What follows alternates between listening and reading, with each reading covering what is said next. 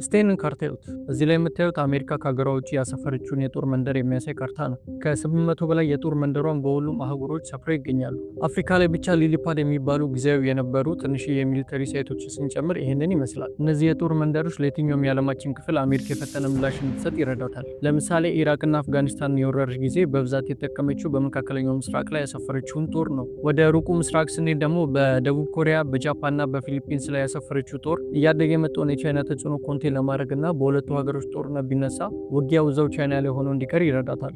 አሜሪካ እነዚህን የጦር መንደሮች ሜንቴን ለማድረግ በአመት እስከ $150 ቢሊዮን እንደምታወጣ ይገመታል። ሀገሪቷን ሱፐር ፓወር ወይም ሌላ ሀያል ሀገር እንድትሆን ካደረጓት ነገሮች አንዱ ከሀገሯ ውጭ ያሰፈረችው የጦር መንደሮች ነው። በአውሮፓ ላይ እንደ ፓሲፋየር አንዱ ላይ ስጋት እንዳይሆን የደህንነትን ውድድር ወይም የሲኩሪቲ ኮምፒቲሽን በመቅረፍ ሰላም ለማስፈን ስትጠቀምበት፣ በመካከለኛው ምስራቅ ደግሞ እንደ ስጋት ያየችውን መንግስት ወይም ሀገር ለመጣልና እንደፈለገች ለመውረድ ወይም ደግሞ ጥቃት ለማድረግም ሆነ ለመመከት ትጠቀምበታለች። እንደዚህ አይነት ቪዲዮ እንዲደርሳችሁ ላይክ እና ፎሎ ማድረግ እንዳትረሱ።